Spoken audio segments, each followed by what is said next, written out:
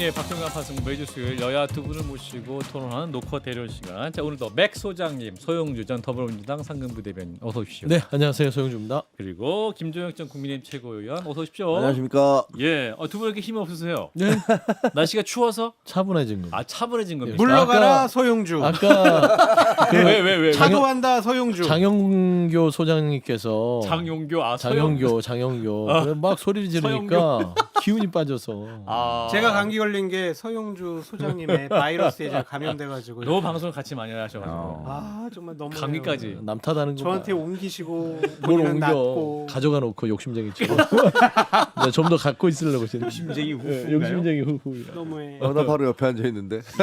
역시 강철 체력 우리 김종혁 최고님. 자, 우리 정부가 이제 론스타와의 소송에서 13년간의 분쟁 끝에 완승을 했습니다. 이 4천억 규모의 배상금 주지 않아도 되고 또 이 소송비 73억도 받아낼 수 있겠다고 하는데 참 기쁜 소식입니다. 이 국익 차원에서는. 그래서 김민석 총리가 이재명 정부의 캐고다 이렇게 또 발표를 했는데 한동훈 전 대표는 민주당에 숟가락 얹지 말아라 또 이렇게 좀 말씀하고 계시거든요. 자, 이걸 좀 어떻게 봐야 되는지 일단 김종혁 최고부터 말씀 주시죠. 아니, 국가를 위해서 아주 좋은 일이잖아요. 예. 그리고 이게 무슨 4천억을 생돈을 지금 날라갈 뻔했었고 또 이제 소송비 73억까지 론스타가 다 물도록 했으니까 이렇게 완벽한 승리를 거둔 적이 우리 외교 사상, 분쟁 사상이 있었나 싶을 정도고 사실 뭐 국제 간의 분쟁이 있으면 적당한 선에서 이렇게 배분하잖아요. 예. 근데 이건 명백하게 우리가 다 이겼어요. 그러니까 굉장히 잘 된 건데 이게 근데 이거를 가지고서 뭐 이재명 정부의 쾌거다라고 얘기하는 것은 뭐 어불성설이죠. 왜냐면 아시다시피 이게 1월 달에 이미 다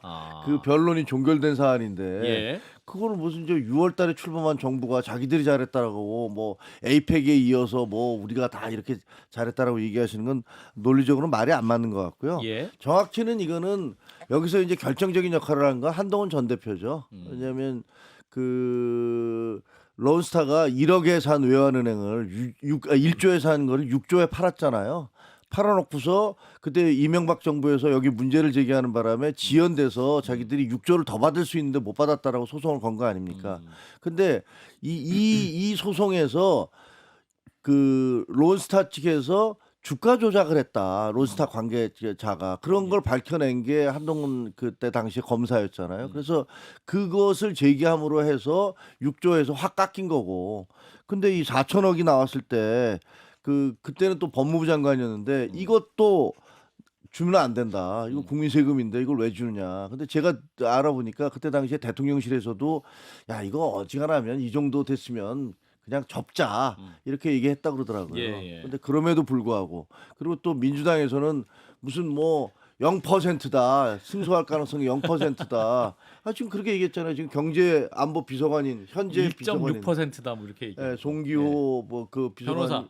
제로에 가깝다 뭐 이렇게 예. 얘기를 했음에도 불구하고 그럼에도 그걸 이렇게 양쪽에 대통령실과 야당의 반대를 무릅쓰고 이거는 국민 세금이니까 되찾아와야 된다라고 소송을 강행을 해서 그래서 결국은 우리가 승리하게 됐으니까 이건 굉장히 잘했다고 생각하고 저는 이제 정권과 관계없이 잘 된 거니까 뭐 그냥 박수 쳐줘야 되는데 그 아까 그 김민석 총리가 얘기를 하면서 그래도 한 마디 정도는 이게 그 굉장히 법무장관 때 수고했다라고 얘기해줬으면 예. 그러면 얼마나 서로들 좋았을까라는 생각이 중요한 건 들어요. 근데 국민의힘에서도 한동훈 전 장관 얘기를 안 해요. 그러니까 군대를 얘기해요. 예리했어요.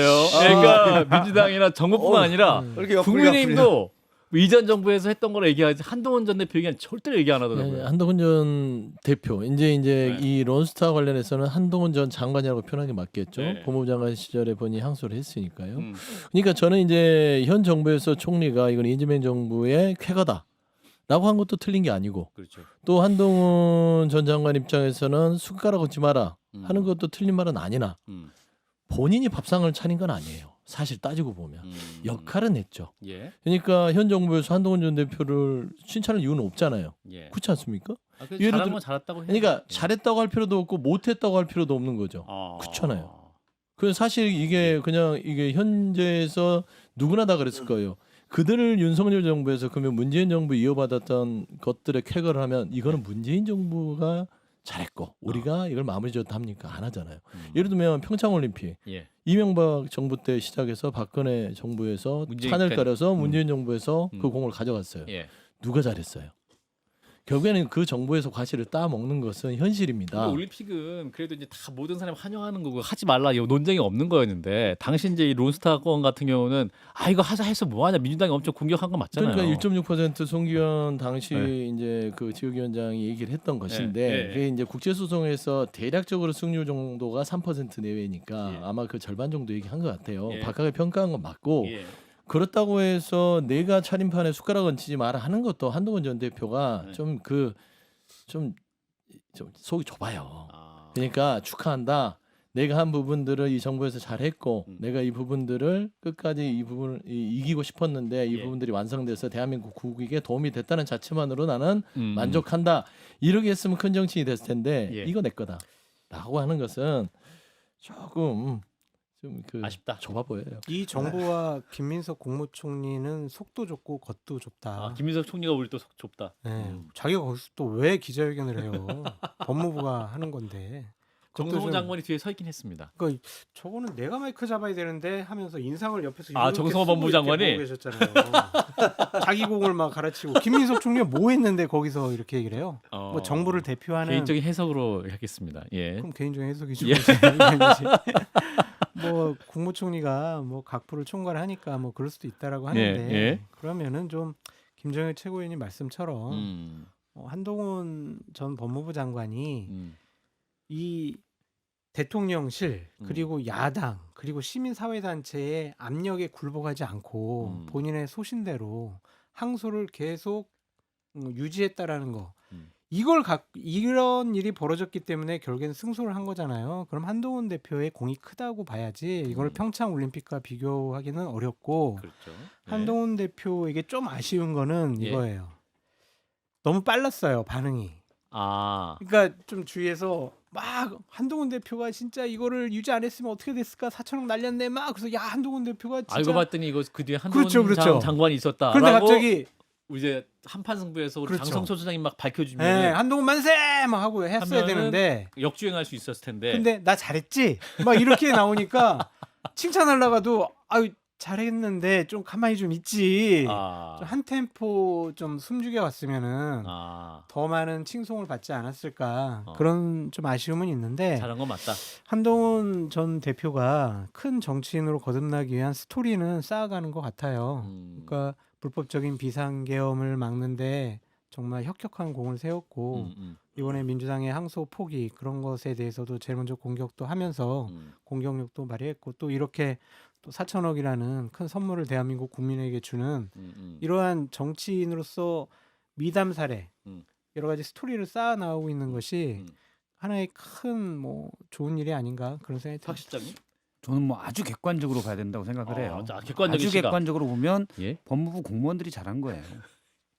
예. 왜냐하면 이거는 일단 국제투자분쟁해결센터에서 이거를 취소를 했잖아요. 예. 취소한 결정적 이유는 재판 절차에 문제가 있다.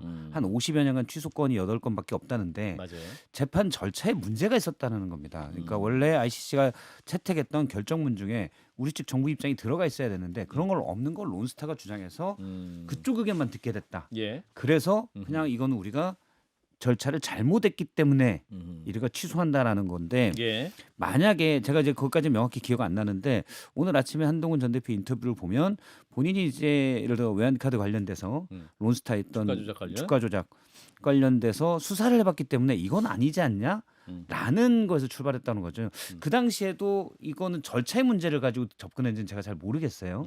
만약 그랬다면 그런 거고 근데 수사했던 경우로 간다면 원래 론스타가 6조 원 넘는 소송을 제기했었는데 그때 일부만 4.몇%만 나왔던 이유는 매각이 지연된 건 너희들이 외환카드 주가 조작 같은 걸로 재판을 받느라고 지연된 까닭도 있다라고 예. 해서 크게 일부만 인정했던 거거든요. 근데 거기에 대한 수사 경험만 가지고 접근했다면 그걸 어느 정도 평가할 수는 있지만 그게 큰 공이다. 왜냐하면 그것 때문에 이게 취소된 건 아니기 때문에 예. 그게 큰 공이라고 볼 수는 없고 알겠습니다. 그 약점을 잘 잡은 법무부 공무원들이 잘하지 않았나라고 생각합니다. 하나 근데 물어보고 싶은 게 그 있어요. 국제법무국 있잖아요. 네. 그걸 만든 게 한동훈이에요. 아니, 그러니까 법무부 잘 장관이 돼서 잘 만드셨어요. 국을 만들었어요. 네. 그래서 이거 우리가 대응을 하려면 잘했어요. 이거 해야 된다. 예, 알았어요. 그 한동훈 전 대표 역할이 있었다는 걸 부정하지 않아요. 크게 있었다. 있었는데 예. 그러니까 이걸 크게 썼다고 본인이 주장하려면 예. 일관성이 있어야 돼요. 저는 갑자기 생각되는 게 그러면 본인이 재판의 모든 변론에 참여해서 진두지휘라는 법무부 장관 아니었잖아요. 그만뒀죠. 중간에. 그럼 그 위에 법무부 공무원들이 했을 거고 예. 현 정부 그다음에 그 중간에 법무부 장관들이 고생했을 거예요. 그러면 그들에게도 공이 있는 거 아니에요? 그죠? 예. 그러면 이거 물어보고 싶은 거예요. 그렇죠. 있죠. 그러면 이게 연속성상에서 본인이 계속해서 본인의 공과를 칭찬하려면 윤석열 전 검찰총장의 징계 소송에 있어서 항고포기는 내가 그만두고 있기 때문에 나는 책임이 없다. 그리고 그때 항고포기 관여한 거 아니냐라고 했을 때 막 고발을 했어요. 그러면 연속성상에 있었을 때 본인이 그러면은 그 중간에 그만뒀으면 그 관은 부정하면서 공은 따먹고 싶어서 이게 내 거다. 라고 하는 게 저는 이율배반적인 것 같아요. 그건 어떻게 설명하죠? 그렇게 영명 비교할 걸 아니 비교할 게 아니라 똑같죠. 왜냐하면 그 재판에 있어서 변호사를 교체하고 그 부분에 있어서 윤석열 그 검찰총장 징계 소송에 있어서 부분을 본인이 어느 정도 관여를 했잖아요. 예. 물론 항소를 포기하거나 이런 부분에 있어서는 관여는 하지 않았으나 예. 그러면 그거는 과니까 나하고 상관없다. 그 시점부터 나 법무부 장관 아니었어 이거고 이거는 공이 있어서 내가 소송 제기하고 법무부 아니었음에도 불구하고 이건 내 칭찬드려야 되니까 맞다. 저는 이건 궁금해요. 그러니까 언제 짧게. 내가 칭찬돼야 되니까 그 맞다라고 했습니까? 그 민주당에서 자기네 정권에서 이거 했다라고 하니까 그렇지 않았다. 내가 이거 시작하려고 했을 때 당신들이 나 그렇게 공격하지 않았느냐. 그러니까 그런 것들에 대해서 사과하셔야지. 나중에 결과가 나온 다음에 마치 자기들이 한 것처럼 숟가락 얹으시면 어떠냐, 어떻게 되느냐 이 얘기를 한 거예요. 이게 뭐 틀린 얘기입니까? 아니, 당연히 맞는 얘기잖아요. 그러니까 저도 그 부분에서는 김민석 총리나 예. 이런 분들의 발언은 조금 아쉽다. 왜냐하면 당시에 한동훈 장관이 어쨌든 주장해서 소송을 제기했고 우리가 이긴 부분에서 평가합니다라고 한마디만 하면 그러니까요. 한 문장만. 사실 최근 한동훈 전 대표가 항소 제기 가지고 일단 여당 정부를 엄청나게 공격하는데 멋쓰게 집니다. 잘했어요라고 하면 거기에 대고 내가 뭘 잘했어라고 하기도 그렇고 일단 그렇죠 잘했죠. 아무리. 근데 정 멋쓰게 소장님, 집는데 굳이 짧게. 왜 그걸 안 하냐? 서 소장님은 조금 좀 다른 사례를 얘기하신 것 같고 새로운 법무부 장관이 와가지고 포기했는데 그걸 한동훈 보고 책임지라는 것은 좀 문제가 있는 것 같고요. 이것과 관련해서는 예. 법원에 이제 공무원들 검사들이 못했다고 그러더라고요. 이거는 태평양이라는 로펌이 민간 했고 변호사들. 예. 또 외국에 있는 뭐 미국에 있는 로펌 회사도 끼고 같이. 예 그렇게 해가지고 이거 소송을 진행한 거지. 예. 뭐 법무부 관리들도 상당히 그분들을 관리하면서 여러 가지 데이터를 주긴 했지만은 민간 그 업자 민간 로펌들하고 전문가들이죠. 업자는 아니고 민간 전문가들과 전문가들. 계약을 하고 이런 거 지휘한 거 알겠습니다. 한동훈 법무장관 잘했다. 자, 아무튼 뭐 우리 대한민국 법률가들이 잘했다. 잘했어요. 이렇게 하고 마무리 훈훈하게 다 잘했다. 그렇게 이렇게 하고 물어나면 마무리하도록 재미없잖아요. 아니 잘했어요. 그러니까 뭐 잘했으니까 대한민국에 도움이 됐으니까 잘했으니까 이런 거 갖고 싸우지 마세요. 예, 알겠습니다. 저도 안 싸우겠습니다. 뭔 자, 얘기예요? 자, 국민의힘 박민영 미디어 대변인 얘기로 넘어가겠습니다. 자, 이분이 지금 막말 논란이 여전히 뜨거운 가운데 장도영 국민의힘 대표는 이분의 사표를 반려했고 송원석 원내대표는 아니 당내에서 그 자그마한 일을 자그마하니까 자그마한 파우치가 생각난다는 분도 많은데 당내 자그마한 일을 언론들이 또 평론가들이 자꾸 일을 키우고 있다. 평론가는 제가 넣었습니다. 언론들이 키우고 있다. 자, 키우고 있는 분의 중심인 장성철 소장님. 그분들의 인식이 잘못된 거죠. 예. 송원석 원내대표는 전과가 있는 분이잖아요. 전과라면? 본인이 이전에 김종인 위원장 비서실장 할 때인가? 아 정강이거든. 참. 예. 예. 본인 막 당직자 당직자, 정강이를 예. 걷어찼잖아요. 그래놓고 그때는 막 잘못 안 했다고 했다가 그냥 사무처에서 들고 일어나니까 탈당하고 그것도 별로 크게 생각하지 않으셨어요, 이분은. 자그마한 일이었습니까? 그것도 자그마하게 생각을 했을 것 같아요. 그러니까 이분들이 생각하는 그 인권이라든지 다른 사람에 대한 배려 이런 인식의 수준이 좀 낮은 것 같다. 그래서 참 이런 분들이 국민의힘 지도부라는 것이 참 불행하다. 그런 생각이 들고요. 장동혁 대표는 솔직히 이해는 됩니다. 박민영 대변인을 인증 징계를 패널. 할 수가 없어요. 인증 패널. 박민영을 징계를 하면은요, 예. 본인도 징계를 스스로 해야 돼요. 어. 본인이 해괴망측한 말을 얼마나 많이 했습니까? 우리가 황교안이다부터 뭐 비상계엄은 하나님의 뜻이다. 우리 정광훈하고 손잡을 거다. 이런 얘기를 했는데 이런 얘기 스스로 징계 안 하고 박민영만 징계해요? 그럼 박민영 대변인이 상당히 반발했을 것 같아서 그냥 경고, 말로 경고 끝낸 것이 아닌가 그런 생각이 듭니다. 예. 아니, 저는 뭐 자꾸 얘기하면 가뜩이나 이게 밉보이고 있는 입장에서 윤리위원장도 교체되는 마당에 굉장히 윤리위원장까지 저 때문에 교체된 것 같아요. 저 때문에 너무 교체된 거. 죄송한 마음이 앞섰는데. 근데 이거는 사실은 말은 안 되잖아요. 네. 그래서 누가 봐도 네. 그 언론에서 방송이나 신문이나 혹은 유튜브에서조차 인용할 수 없을 정도의 대화들이 오간 거잖아요. 여성, 장애인 그리고 이주민들, 특히 이주 여성들 뭐 이런 사람들은 바퀴벌레니 알을 깐다느니 뭐 이런 것들의 그 대화가 오간 것이고 예. 거기에 대해서 무슨 예를 들면 김혜지 의원을 그 비례대표를 준 이유가 한동훈 대표가 손잡고 들어가면서 마치 신사인 것처럼 보여주기 위해서 그래서 준 거다. 뭐 이런 식의 얘기는 도저히 상식적으로 납득하기 어려운 얘기들을 그렇게 했는데 예. 이거를 저는 곰곰이 생각해보세요. 이게 만약에 외국에서 이런 발언을 했으면 어떻게 됐을까? 그럼 저는 정치적으로 완전히 끝나는 건 물론이고 저는 아마 형사처벌 받았을 거라고 생각해요. 인종차별이나 이런 걸로. 특히 이제 유럽, 그다음에 미국 같은 경우도 마찬가지예요. 뭐 이렇게까지 예를 들면 그 흑인에 대해서 어떤 특정한 단어를 쓸 경우에 이거 굉장히 심각한 예. 문제가 되잖아요. 근데 이렇게까지 사람들을 혐오하고 약자들에 대해서 이런 식의 표현을 한단 말이야. 근데 그것이 무슨 뭐 사소한 일이라든가 이런 것들이 별 문제가 아니라고 얘기하면 그걸 바라보는 국민들은 우리 당을 어떻게 생각할까 이런 것들이 굉장히 저는 걱정이 돼요. 예, 서영주. 그러니까 소장님. 그 박민영 대변인이 보여줬던 그 영상 다 봤잖아요. 예. 그게 어떻게 사소한 일일까요? 그냥 아주 그 대표적으로 혐오적인 발언이고 저는 일베들이 쓰는 단어를 좀 느꼈어요. 예. 그러니까 사회적 약자를 철저하게 짓밟는 느낌. 김혜지 의원은 국민의힘에서 현역 의원입니다. 그 현역 의원에 대해서 장애인이라는 게 특권이냐? 눈 안 보이는 거 보고는 기득권이다. 이게 말을 어떻게 합니까? 그게 정치권이 아니더라도 일반적으로 할 수 없는 언어잖아요. 예. 그러니까 뭐 취지는 그게 아니었다고 하는데 그런 발언을 하는 것들을 용인하고 엄중 연구라는 쇼를 통해서 결국에는 이거를 묻었는데 장동혁, 송원석, 박민영 이 세 사람의 수준이 지금 국민의힘의 수준입니다. 그 수준이라는 게 뭐냐면 그냥 사회적인 약자를 폄훼하고 혐오해도 용인해주는 그런 당. 공당으로서의 기능이 내일 안의 정당이란 말보다는 이제는 사회적인 기본 질서 자체도 확립하지 못하는 당 수준으로 떨어져서요. 저는 솔직히 그냥 국민들한테 이미 문이 닫혀버린 당 같아요. 네. 자, 이게 뭐 저는 해당 발언들을 쭉 유튜브를 봤는데 예. 그 뭐 해당 유튜브도 그렇고 박민영 대변인도 그렇고 중학교 2학년 정도 넘어가면 못하는 말들이에요. 사인들끼리도. 예. 왜냐하면 자기의 인성 품격을 다 그대로 드러내는 말이거든요. 이런 더군다나 장애인 비하를 그렇게 대놓고 하시는 분은 제가 처음 봤어요. 모르겠습니다. 특정 정당에서는 어떨지 모르겠지만 근데 이분이 소수의 특정 정당 소속이 아니잖아요. 예. 원내 2당 제1야당의 대변인입니다. 이건 엄청 큰 사건이에요. 예. 그런데 논란은 정리하고 인재는 아낀다. 좀 지킨다. 전 그 말 어떻게 인재입니까 이런 분이. 저는 제 주변에 대놓고 장애인에 대해서 이렇게 비하하는 사람 한 명도 못 봤습니다.